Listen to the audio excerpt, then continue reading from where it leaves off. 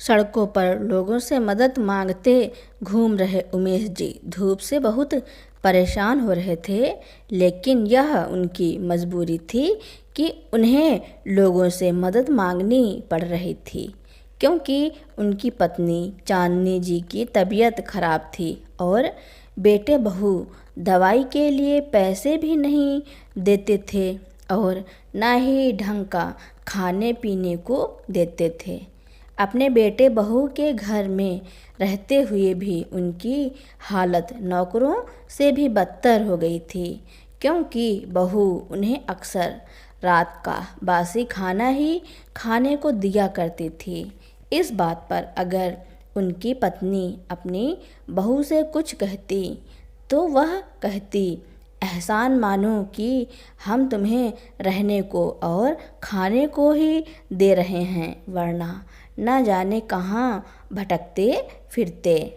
इस बात पर पति पत्नी को बहुत दुख होता। इसी कारण उमेश जी पैसों का इंतजाम कर रहे थे ताकि वह अपना कुछ कर सकें। जब उनके पास पैसे इकट्ठे हो गए तो वह गली गली जाकर घरेलू चीज़ें जैसे छन्नी, चलनी, बिंदी इत्यादि ऐसी ही चीज़ बेचने लगे थे, जिस कारण गली मोहल्ले के कुछ लोग तो उनका मजाक बनाते थे, लेकिन कुछ लोग तरस खाकर सामान ले लेते थे। जब वह थककर चूर हो गए तो एक पेड़ के नीचे बैठ गए। बैठे बैठे सोच ही रहे थे। सोचते सोचते वह अतीत में चले गए। यह देखो, इनको घर पर बैठकर राम नाम लेने की उम्र है इनकी और चले हैं पार्टी करने। अरे बुढ़े, जब दिखाई नहीं देता तो क्यों इतनी बड़ी पार्टी में मुंह उठाए चले आए हो? अब यह सब जो नुकसान किया है इसे क्या तेरा बाप साफ करेगा? उस आदमी ने उमेश जी पर जोर से चिल्लाकर कहा तो उमेश जी हाथ जोड़कर कहा, माफ़ करना बेटा, मुझे दिखाई नहीं दिया, मैं साफ कर दूंगा। उमेश जी सामने वाले व्यक्ति से हाथ जोड़कर बोले, बेटा तुम मुझे अपना यह कोट भी उतार कर दे दो, मैं अभी साफ कर देता हूँ। उस आदमी ने जोर से चिल्लाकर कहा, तू साफ करेगा? तेरा दिमाग खराब हो गया है क्या बुढ़े तेरा? मैं कोई साफ कपड़ा लेकर आता हूँ। यह कहकर वह आदमी इधर उधर देखने लगा। उमेश जी वहाँ से जाने लगे, तभी उस आदमी ने उमेश जी के गले में पड़ा अंगोछा उतारकर हवा में उछाल दिया और जोर से हंसते हुए बोला, चल बुढ़े, इससे साफ कर। अपने अंगोछे को इस तरह से सरेआम उछलता देखकर उमेश जी की आंखों में आंसू भर आए और वह देखते रह गए।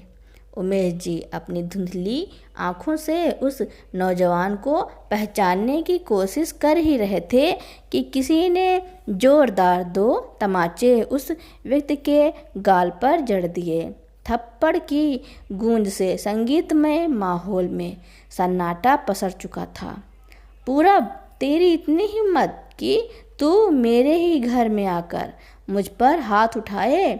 भूल मत कि मैं तेरा बॉस हूँ और तू तो इस बुढ़े पर ऐसे दया खा रहा है जैसे कि वह तेरा बाप हो। अरे पार्टी है तो मज़ा भी हो जाने दे, तुझे क्या फ़र्क पड़ता है? क्यों बुढ़े, चल आजा, शुरू करते हैं। उमेश जी बोले, बेटा मैं तो कुछ काम करने आया था जिससे बीमार पत्नी के लिए कुछ खाना ले जा सकूं। पूरब ने जैसे ही वह आवाज़ सुनी उसके हाथ पैर शून्य हो गए। उसने तुरंत अपने बहते आंसुओं को रोक लिया, क्योंकि वह उनको और अपमानित होते नहीं देख सकता था। उसने उमेश जी को उठाकर अंगोछा डाला और बोला, चलिए अंकल जी, मैं आपको घर तक छोड़ दूंगा। पूरब ने उनको गाड़ी में बिठाया। पूरब को अब तक भी उमेश जी पहचान नहीं पाए थे, क्योंकि पूरब जब 10 साल का था तभी उनसे दूर हो गया था। जैसे ही घर करीब आया तो उमेश जी ने कहा, बस बेटा यहीं रोक दो, बहुत बहुत धन्यवाद, तुमने मेरी बहुत मदद करी। उमेश जी ने हाथ जोड़कर कहा। पूरब ने उनके जुड़े हुए हाथ को अपने सिर पर रख लिया और कहा, अंकल जी मुझे कुछ नहीं, बस आपका आशीर्वाद चाहिए। मुझे पहचाना नहीं आपने? मैं आपका पूरब, गले से नहीं लगाएंगे? आज उमेश जी हैरान होकर पूरब की ओर देखने लगे। पहले अपना चश्मा उतार कर साफ किया और फिर बोले, पूरब।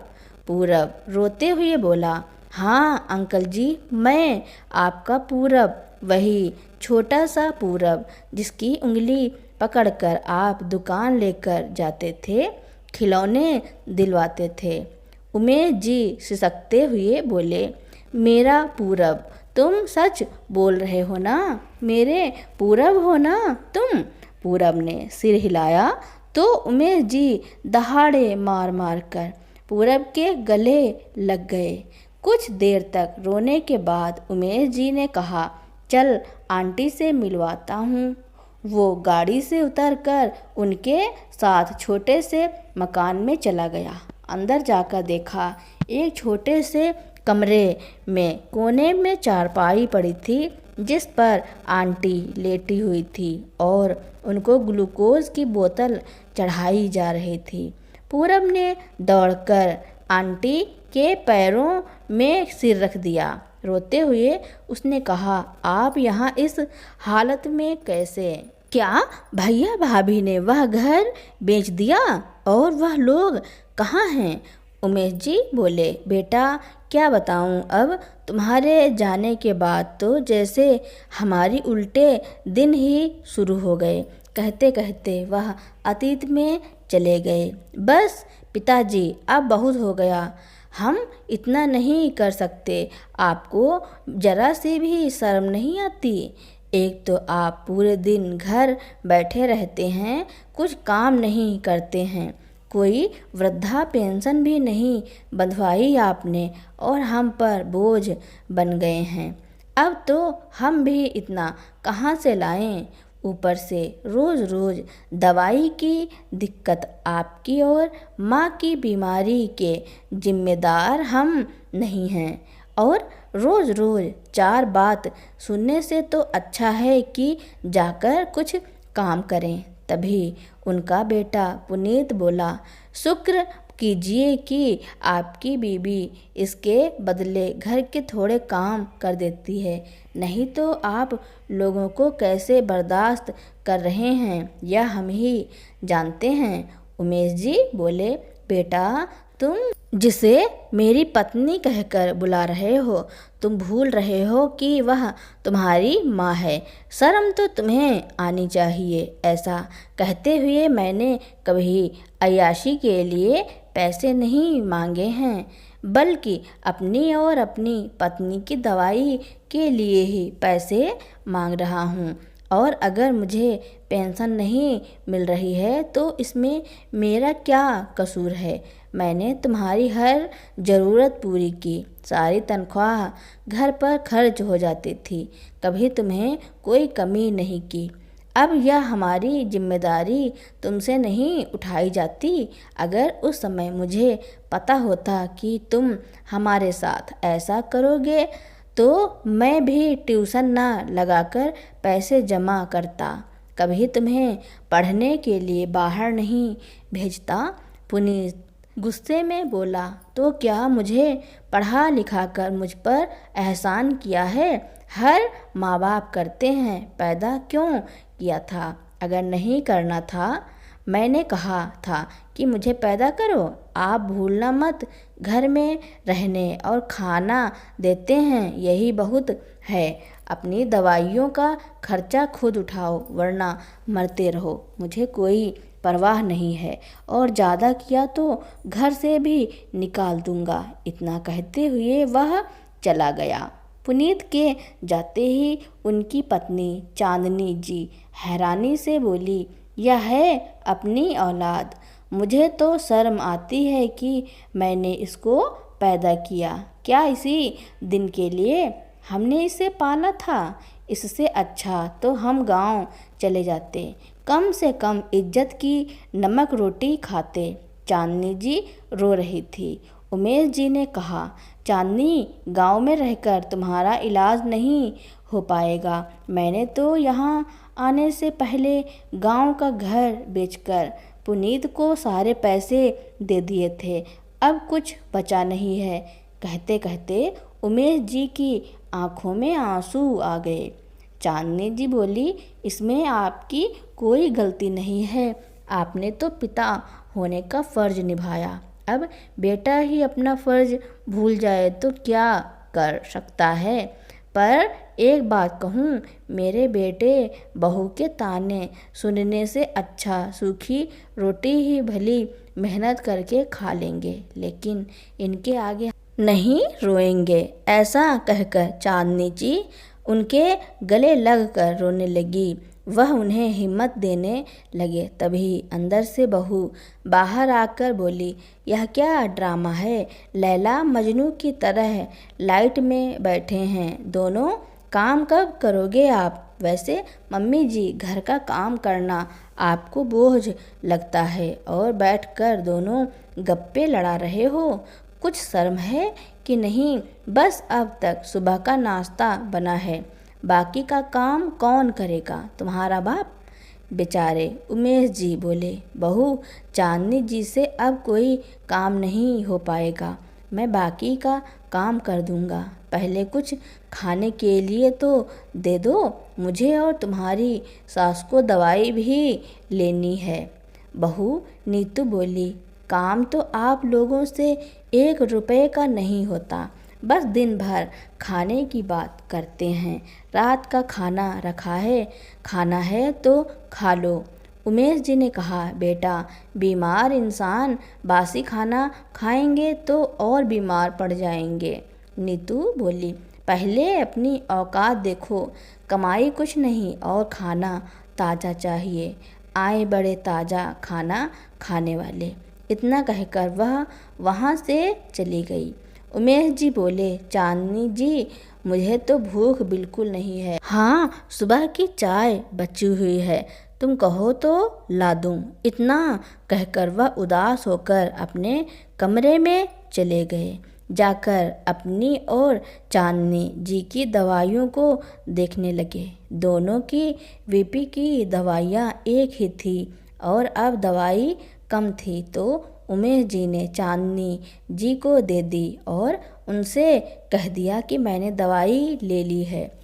उमेश जी ने किचन में जाकर देखा कि चाय भी ख़त्म हो चुकी थी, तो उन्होंने बासी रोटियों को फिर से हल्का सा गर्म करके चीनी डालकर चांदनी जी को खाने को दे दी। अपनी पत्नी को ऐसे बासी खाना खाते देख उमेश जी की आंखों में आंसू बहने लगे और बोले, चांदनी, मैं बाहर जाकर कोई काम ढूंढता हूँ ताकि कम से कम दोनों की दवाइयाँ ला सकूँ। चांदनी जी बोली, अरे कौन आपको काम देगा? उम्र देखी है अपनी, क्या आप कर पाएंगे इस उम्र में? उमेश जी बोले, तो तुम बताओ कि क्या तुम्हारी उम्र है घर के काम करने की? फिर भी तुम कर रही हो ना, तो कोशिश करने में क्या बुराई है? घर में अपने बेटे बहू से ताने सुनने से तो अच्छा है बाहर काम करके हाथ में कुछ पैसे आ जाएं तो कम से कम सम्मान की रोटी खा पाऊंगा और तुम्हें भी खिला पाऊंगा। इतना कहकर वह घर से निकल गए। कई जगह गए, लेकिन उम्र को देखकर सबने उल्टी सलाह दे डाली। जब वे एक दुकान पर गए और बोले कि अगर कोई काम हो तो मुझे काम दे दीजिए, तो दुकानदार बोला, उम्र का ख्याल करो बाबा, आराम करने के दिन में क्यों हड्डी तुड़वाने वाले काम कर रहे हो। जाओ बाबा, तुम्हारे लिए यहाँ कोई काम नहीं है। तुम जितना काम नहीं करोगे उससे ज़्यादा अपनी तकलीफ़ गिनाने रहोगे। चले जाओ यहाँ से। यह कहकर उन्हें भगा दिया। बेचारे उमेश जी कई घंटे इधर उधर काम के लिए भटक रहे थे। वह एक मोहल्ले से गुजरे, घर घर जाकर मदद मांगी तो एक व्यक्ति ने कहा, आपको भीख मांगने में शर्म नहीं आ रही? इससे अच्छा अपना छोटा मोटा काम शुरू करो। उमेश जी बोले, साहब काम शुरू करने के लिए भी तो पैसे चाहिए, जो मेरे पास है नहीं। उस लड़के ने 20 रुपये दिए, कहा, शुरुआत तो 20 से भी की जा सकती है, यह लो। फिर भी तो 20 रुपये ज़्यादा हैं, लेना है तो लो वरना जाओ। उमेश जी ने पैसे लिए और धन्यवाद दिया। उन्होंने उस लड़के से कहा, शुक्रिया मदद करने के लिए, मगर यह पैसे मैं उधार ले रहा हूँ, जो आपको जल्दी ही लौटाने आऊँगा। इतना कहकर वह आगे बढ़ने लगे। शायद उनके दिमाग में कोई बात चल रही थी। अब वह ऐसा रोज़ ही करने लगे। उमेश जी रोज़ घर से सूखी रोटी नमक या चीनी के साथ खाकर निकलते और घर घर जाकर मदद मांगते। कोई 5-10 रुपए से मदद करता तो कोई बदले में उस व्यक्ति का कुछ काम कर देते, फिर कोई काम के बदले कुछ खाने को दे देता था। ऐसे ही घूमते घूमते एक दिन उमेश जी एक स्नेहा नाम की लड़की के मोहल्ले में आए, जो वकील थी। स्नेहा दोपहर के काम निपटाकर सोने की कोशिश कर रही थी। तभी बाहर से लोगों की और किसी बुजुर्ग की आवाज़ें आने लगीं, तो वह उठकर देखने चली गई। देखा तो वह कोई और नहीं बल्कि उमेश जी की आवाज़ थी। वह कह रहे थे कि भले तुम लोग कुछ काम करवा लो और बदले में 2 सम्मान की रोटी खाने को मौका दो। उसने बाहर देखा तो उमेश जी हर किसी को देखकर मदद मांग रहे थे। उनकी पुकार और उनके आँखों का दर्द उनको नज़र आ रहा था। सबसे बड़ी बात उनका यह कहना कि पैसे के बदले जब तक कोई काम नहीं करवाएंगे तो आपसे पैसे नहीं लूँगा। यह बात स्नेहा को और बाकी लोगों को अपनी तरफ खींच रही थी। स्नेहा उनकी मदद करने के लिए जैसे ही आगे बढ़ी तो उसकी पड़ोसन मोना बोली, अरे नहीं स्नेहा, कोई ज़रूरत नहीं है ऐसे लोगों को पैसे देने की। यह लोग पैसे लेते हैं और फिर शाम होते ही दारू पीकर घूमते हैं, और देखो तो इस बुढ़े को कहता है कि पैसे के बदले काम करवा लो। आखिर इससे हम क्या ही काम करवाएंगे, देखो तो कितना बूढ़ा है। इतना कहकर मोना ने उमेश जी को आगे का रास्ता दिखाया और अपने घर चली गई। उमेश जी उदास होकर वहाँ से जाने लगे तो स्नेहा बोली, अंकल जी आप बैठिए, इधर उधर घूम रहे होंगे, आओ बैठो, मैं पानी लाती हूँ। इतना कहकर स्नेहा घर के अंदर गई और 2 रोटी में आलू की सूखी सब्जी लगाकर ले आई और पानी का गिलास उनके आगे बढ़ाते हुए बोली, लगता है आपने सुबह से कुछ खाया नहीं है, यह लीजिए, यह खाकर पानी पी लीजिए। उमेश जी भूखे तो थे ही, उन्होंने खाना खाया और दोनों हाथों से स्नेहा को आशीर्वाद दिया। फिर बोले, बेटा तुमने मुझे खाना खिलाया है, उसके बदले तुम्हारे घर की साफ सफाई कर देता हूँ। स्नेहा बोली, नहीं अंकल जी, मैंने आपको रोटी इसलिए थोड़ी खिलाई है कि आप मेरा कोई काम कर दें, यह तो मैंने मानवता के नाते किया है। उमेश जी बोले, बेटा वह लोगों में अब है ही नहीं। बेटा अगर मैं तुम्हारा कोई काम नहीं करूँगा तो मैं तुम्हारा कर्जदार रह जाऊँगा और मैं सम्मान की रोटी खाना चाहता हूँ। इतना कहकर वह घर के बाहर साफ किया और वहाँ से जाने लगे। पीछे से स्नेहा ने आवाज़ देकर रोका और उनको 500 रुपये दे दिए तो वापस करने की बात कहकर चले गए। स्नेहा यह सोचकर रह गई कि आज की दुनिया में उधार कौन लौटाने आता है, जो यह आएंगे। अगले दिन स्नेहा ने जब उमेश जी की बात चलाई तो मोना बोली, मैंने तो बस 50 रुपये ही दिए, मगर तुमने तो ज़्यादा ही दे दिए। अब वो थोड़े आएगा, आज तो वह पीकर सो रहा होगा, अब उसकी नींद कहाँ खुलेगी। इतना बोलकर दोनों हंसने लगी। मोना ने अपनी बात पूरी भी नहीं की थी कि स्नेहा ने बाहर जो देखा उसे बहुत हैरानी हुई, जिससे स्नेहा की आंखें भर आई। मोना की आंखें फटी की फटी रह गई। उमेश जी की उसी दर्द भरी आवाज़ ने फिर से सभी लोगों को उनकी तरफ आकर्षित किया। वो वही बात फिर से कहते घूम रहे थे, मैं भले आप लोगों आपसे मदद मांगता हूँ, तानों से अच्छा सम्मान की रोटी खाना चाहता हूँ। बस इतनी मदद करो, मुझसे ज़रूरत का सामान खरीद लो और मेरी मेहनत भी पूरी कर दो। उमेश जी की यह बातें हर किसी को अपनी ओर खींच रही थी। स्नेहा ने गौर से देखा, उमेश जी ने अपने कुर्ते पर छोटी छोटी चीज़ें जैसे चाय की छलनी, सेफ्टी पिन, बर्तन मांजने वाला जूना, रंग बिरंगी बिंदी लटकाए आवाज़ लगा रहे थे। उनके चेहरे पर वही मासूमियत और लाचारी लेकर लोगों को खींच रही थी। अचानक से उनके सामने एक गाड़ी आकर रुकी और अंदर से किसी ने कहा, अरे अंकल, आपने तो अपना धंधा शुरू कर दिया। उमेश जी उसको वापस देते हुए बोले, यह लो अपने 20 रुपये। हाँ बेटा, मैंने उस दिन कहा था ना कि मुझे सम्मान की रोटी चाहिए, भीख नहीं। वह लड़का बोला, काश कि आज के नौजवान की सोच भी आपकी जैसी हो जाए।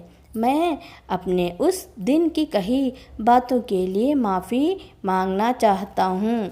यह पैसे आप रखिए। उमेश जी ने पैसे के बदले एक रुमाल देते हुए कहा, नहीं बेटा, मुझे एहसान नहीं, काम चाहिए। इतना कहकर वह आगे बढ़ने लगे। मोना हंसते हुए उनके सामने खड़ी हो गई और बोली, अरे बाबा, आपने तो चलती फिरती दुकान खोल ली है। वह हंसते हुए बोले, हाँ बेटा, तुम जैसे भले लोगों ने मदद की तो मेरी भी हिम्मत बढ़ गई। कम से कम अपनी धर्मपत्नी को अपने पैसे से दवाई दे पाऊँगा और सम्मान की 2 रोटी खिला पाऊँगा, वरना तो। कहते कहते उमेश जी की आंखें भर आईं। उनकी बातें सुनकर मोना को अपने कहे हुए शब्दों पर शर्म आने लगी थी। उसने पहले उन्हें हाथ पकड़कर बैठाया और बोली, बाबा मुझे माफ़ कर दो, मैं तो आपको कुछ और समझ रही थी।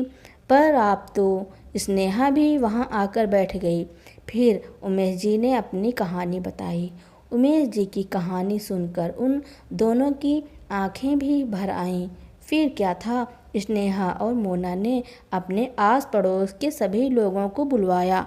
सबने कुछ कुछ चीज़ें उनसे खरीदी और किसी ने कोई मोल भाव नहीं किया, जिससे देखते देखते उमेश जी की सारी चीज़ें बिक गईं।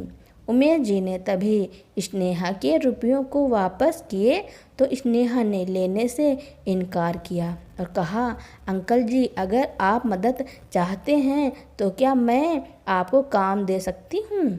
उमेश जी की आंखें खुशी से चमक गईं और वह बोले, हाँ हाँ बेटा, मैं तो यही चाहता हूँ कि कोई काम दे दे, मैं भीख नहीं मांगना चाहता। स्नेहा ने कहा, यह काम है, आप कल से मेरे बगीचे की देखभाल कीजिए और यही बगल में एक कमरा भी है, अगर आप वहाँ रहना चाहें तो उसमें रह भी सकते हैं। मोना बोली, अंकल जी अब तो हमारे बगीचे का काम भी आप ही करेंगे। बगल से कोई तीसरा आदमी आया और बोला, अगर आप सुबह हमारी गाड़ी साफ कर देंगे तो हम भी उसके बदले पैसे दे देंगे। देखते देखते उमेश जी को बहुत सारे काम मिल गए और रहने की जगह भी मिल गई। उमेश जी घर पहुँचे तो देखा कि रोजाना की तरह चांदनी जी को कह रही थी कि काम ना करने के आपके पास रोज 100 बहाने हैं। अच्छा होता मैं कोई काम वाली रख लेती, कम से कम कुछ काम तो आती। काम ना काज के, दुश्मन अनाज के। चांदनी जी बोली, बहू मेरी दवाई कल ख़त्म हो गई हैं, इसलिए मुझसे उठा नहीं जा रहा है, हिम्मत टूट रही है। अगर कुछ पैसे दे देती तो मैं दवाई मंगवा लेती, फिर मैं घर के काम भी कर देती। नीतू बोली, अरे मैं तो कहती हूँ दवाई मत खाओ, जितनी जल्दी ऊपर चली जाओ, मेरे लिए और आपके लिए, सबके लिए वही अच्छा होगा। इतना कहकर नीतू ने उन्हें रसोई से धक्का दे दिया। उमेश जी से यह सब बर्दाश्त नहीं हुआ और एक जोरदार तमाचा नीतू के गाल पर मारते हुए बोले, बहुत हो गया, बस बहू, बस करो। तुम और पुनीत दोनों ने मुझसे कहा था घर बेचकर शहर में घर लेंगे और सब मिलकर रहेंगे। तुम्हारा कपट है यह कि तुमने हमको 2 वक्त की रोटी का मोहताज कर दिया। याद रखो, आज दवाई के लिए तुम मेरी चांदनी से ऐसा व्यवहार कर रही हो। कहना तो नहीं चाहिए, पर ईश्वर से प्रार्थना करूँगा तुम्हें भी ऐसी औलाद दे जो तुम्हें एक एक दाने के लिए तरसाए। नीतू चीखने लगी, पापा जी आंखें किसे दिखा रहे हो? अगर मैंने आपके बेटे को यह सारी बातें बता दी, आज के आज घर से बाहर कर देंगे। उमेश जी बोले, बेटा क्या घर से बाहर करेगा? उससे पहले हम खुद ही तुम्हारी जिल्लत भरी जिंदगी को छोड़कर चले जाएंगे। तभी पुनीत की आवाज़ आई, तो किसने रोक रखा है? जाओ यहाँ से। नीतू खबरदार, जो तुमने उनके सामने एक रोटी भी डाली।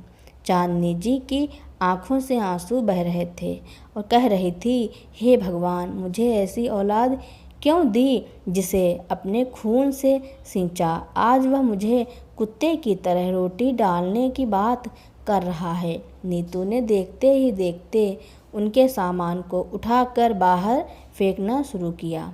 चांदनी जी उमेश जी से बोली, हम यहाँ से गए तो सिर पर छत भी नहीं रहेगी, इस उम्र में भला कहाँ सिर छुपाएंगे। उमेश जी बोले, अपमान भरी रोटी और छत से सम्मान की रोटी कहीं ज़्यादा होती है। यहाँ हर रोज़ मरने से अच्छा है कहीं सम्मान की 2 रोटी खाकर मर जाऊँ। तुम मुझ पर भरोसा रखो और चलो। इतना कहकर दोनों वहाँ से निकल गए।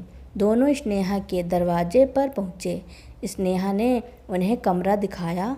चांदनी जी हाथ जोड़कर धन्यवाद कहा तो स्नेहा बोली, अम्मा, कोई भी माँ बाप लालची नहीं होते और कुछ नालायक बच्चे ही ऐसे होते हैं।